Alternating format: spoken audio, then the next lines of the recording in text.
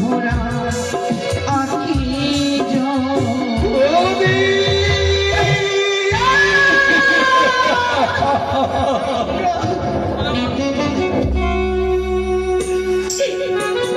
আচ্ছা আমার সব শেষ হয়ে গেল।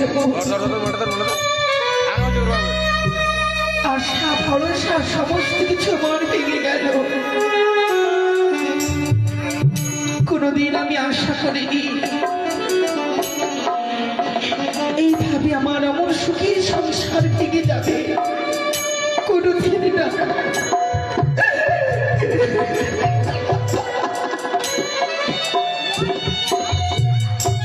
প্রভু, আমি এত অন্যায় করেছিলাম তোমার চরণে।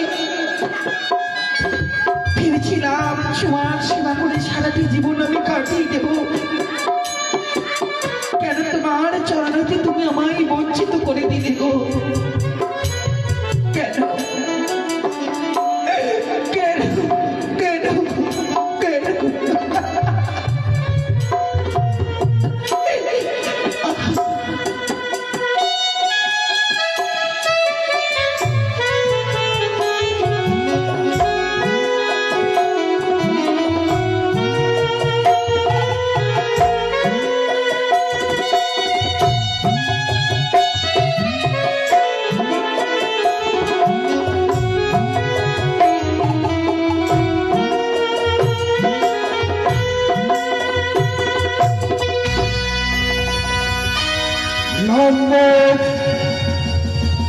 মুখে বলি তাই তো রহে আছি আমি তপবনে।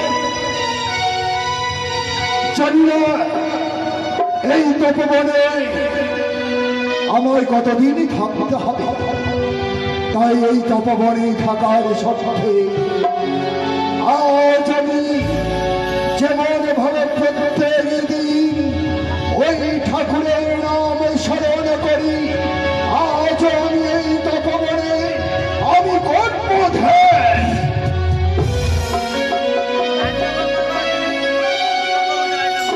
আমি যার পারি না,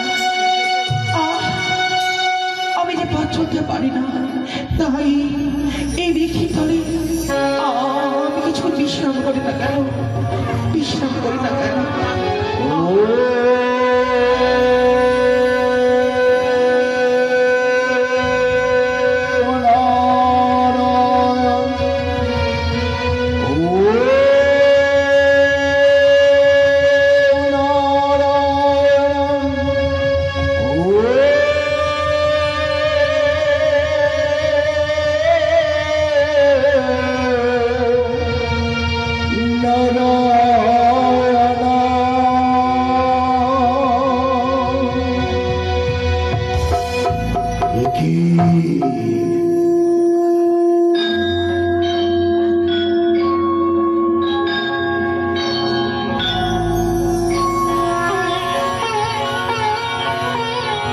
আমি দেখছি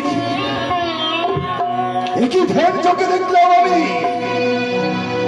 যার আশায় দীর্ঘদিন ধরে আজ আমি এই তপবনে আছি, সে আজ আমার তপবনে এসে উপস্থিত হয়েছে। ওই তো দেখতে পাচ্ছি, ওই তো জানো কি আজ আমার এই তপবনে এসেছে। আর দেখলাই এই মুহূর্তে দেখবো সে কোথায়।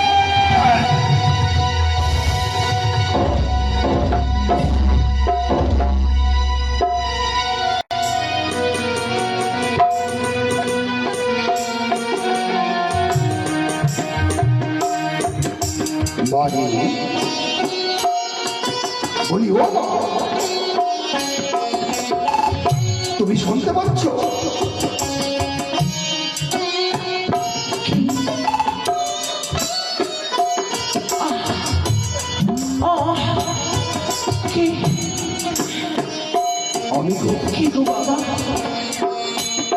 আমি হচ্ছি বালমুখী বলি। আমার প্রণাম গ্রহণ করো। কল্যাণ হোক তব তোমার, কল্যাণ। কিন্তু বলতে পারো তোমার আত্মপরিচয়? বাবা আমি কি হতভাগী জনম দুঃখিনী নারী। জনম দুঃখী, কিন্তু তোমার আত্মপরিচয় কি? এই হতভাগী জনম দুঃখিনী নারীর যে কোনো পরিচয় নেই বাবা। কি বলছো তুমি? হ্যাঁ, সত্যই বড় আমি হতভাগী জনম দুঃখিনী। না না না না, আমার যে কেউ নেই। এ আমি বিশ্বাস করি না যে তোমার কোন আত্মপরিচয় নেই। তোমার অবশ্যই আত্মপরিচয় আছে, তাই তুমি আমায় প্রকাশ করে বলো তোমার তোমার এমন কি তোমার আত্মপরিচয়? কাকে বলবো আমার এই দুঃখের কথা বাবা? কেন? বলার মতো আমার কাছে যে কোনো ভাষা নেই। আমি যে সব হারিয়ে ফেলেছি। হারিয়ে কি আমি বলবো বাবা, কি আমি বলবো? এই যদি তাই হয়, হারিয়েই যখন ফেলেছ, আজ যখন তুমি আমার নিকটে এসে পড়েছ, আর এবার যখন তুমি পিতা বলে সম্ভাষণ করেছ, আমিও কথা দিচ্ছি রে মা, আমিও কথা দিচ্ছি তুমি আমার কন্যা স্বরূপ। তাই তুমি প্রকাশ করে বলো তোমার সত্যিকারী আত্মপরিচয়। সত্য কথা বলবো বাবা, বলো। আমি তোমায় মিথ্যে কথা বলবো না, তাতে তুমি কোনো মনে সংকোচ বোধ করো না। না না না না, তা কোনোদিন হয়? আমি বলছি, সেই অযোধ্যা রাজ্যের কুলবধূ অযোধ্যার কুলবধূ শ্রী রামচন্দ্র হচ্ছে আমার স্বামী দেবতা।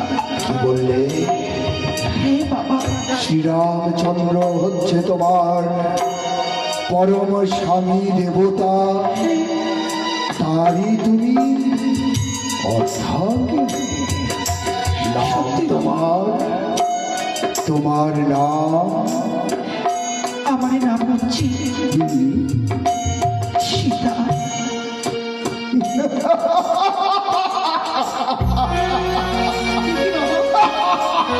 বাবা, কেন তুমি আদর করে হাসছো বাবা? আহ! সত্যি সত্যি দেবা, আজ আমার দীর্ঘদিনের আশা পূর্ণ হয়েছে। তোমার জন্য আমি প্রত্যেক দিন এই তপবনে আমি তপ করি, যার জন্য আজ তুমি আমার সঙ্গে দণ্ডায়মান হয়েছ। ওরে মা, সত্যি আজ এতদিনের মনের বাসনায় আমার পূর্ণ হয়েছে। বাবা, তুমি তাই চেয়েছিলে? হ্যাঁ রে মা, তুমি আমার অপেক্ষায় ছিলে, কারণ কিন্তু তুমি তো আমাকে কোনোদিন দেখনি বাবা। আমি কোনোদিন দেখিনি। তুমি তো আমায় চেনো না, এরপরে তুমি আমায় চিনলে। শোন রে মা, আমি যে তপবনে আছি, আমায় বলেছে আমার ইষ্ট দেবতা বলে গেছে, যতক্ষণ পর্যন্ত বা যতদিন পর্যন্ত তোমার চরণ ধরি আমার এই তপবনে না পড়বে, ততদিন পর্যন্ত এই তপবন অন্ধকারে পরিণত হয়ে থাকবে। তুমি আমি যখন এসেছি হতভাগী নারী, একটিবারই তোমার কি আমায় ঠাই দাও বাবা। অবশ্যই রে মা, তোমার কি আমি ঠাই দাও। অবশ্যই। আমি যে বড্ড ক্লান্ত, তোমাকে আর কর্মকাণ্ডে রয়েছি, কিছু যে আমি খাইনি বাবা। তোমাকে আর কাঁদতে হবে না রে মা। এই চলো তোমার কুটিরে আমার। বেশ, তুমি চলো আমার কুটিরে, তোমায় নিয়ে যাবো রে মা। তুমি আমার সঙ্গে চলে এসো। বেশ,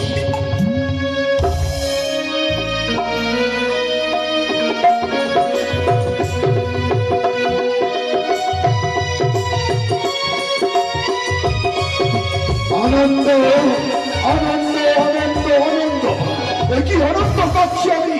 না না না না, আমার স্ত্রীকে দেখে আমায় বলতে হবে, তুমি দেখো আজ আমি কাকে এনেছি। বাবা তুমি স্বচ্ছ, তুমি এগিয়ে এসো।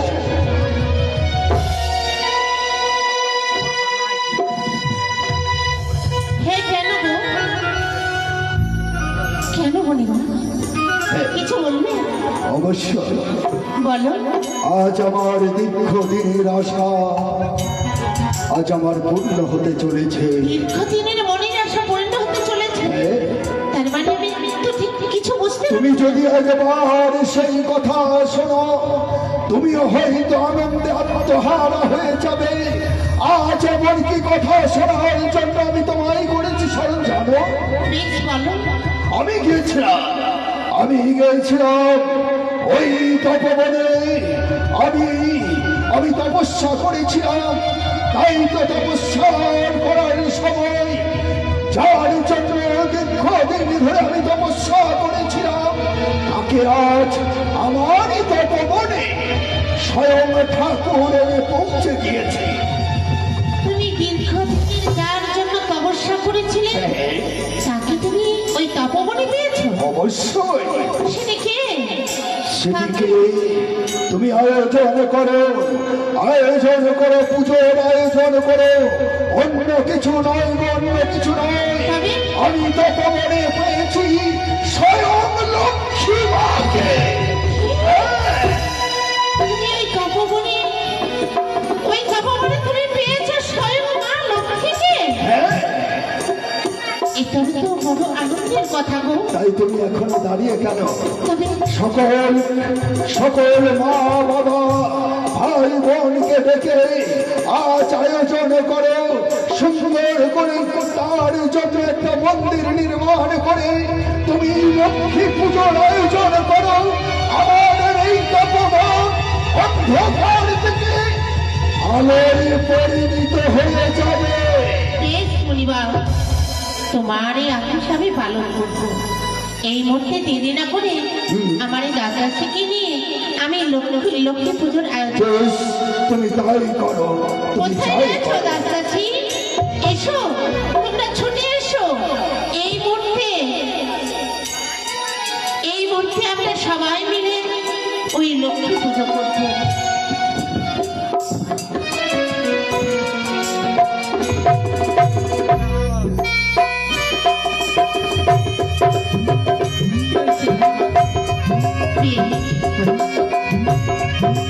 মুখটাকে জ্বালিয়ে দাও।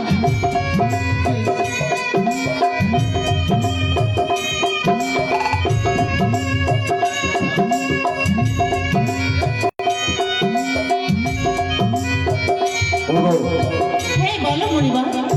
আহা, তোমার হাতে ফুলের সাজি দেখে সত্যি আমি আনন্দ পেলাম। কিন্তু এই মুহূর্তে আমি যার কথা তোমাকে বলেছিলাম স্বয়ং লক্ষ্মীকে আমাদের কুটিরে আমি এনেছি, তাকে আমি স্মরণ করি। বেশ স্মরণ করো। কোথায় রে মা? মা জানকী, মা সীতা দেবী।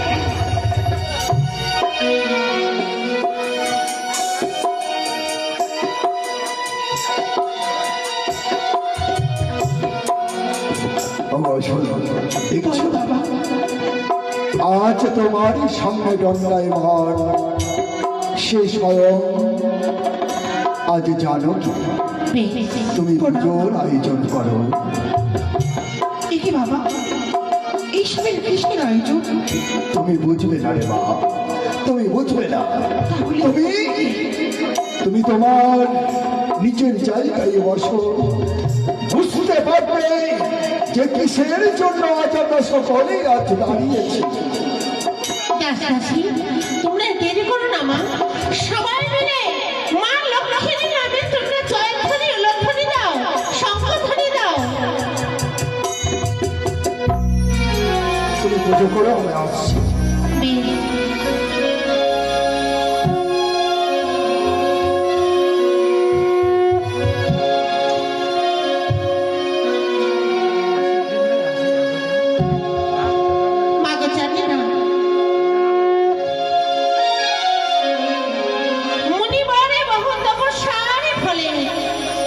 তোমায় পেয়েছে।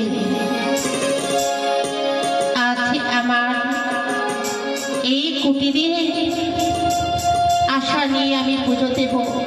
এই পুজো দিতে যদি কোনো ত্রুটি হয় আমায় ক্ষমা করে দেবে তো মা লক্ষ্মী। ওই আমি কি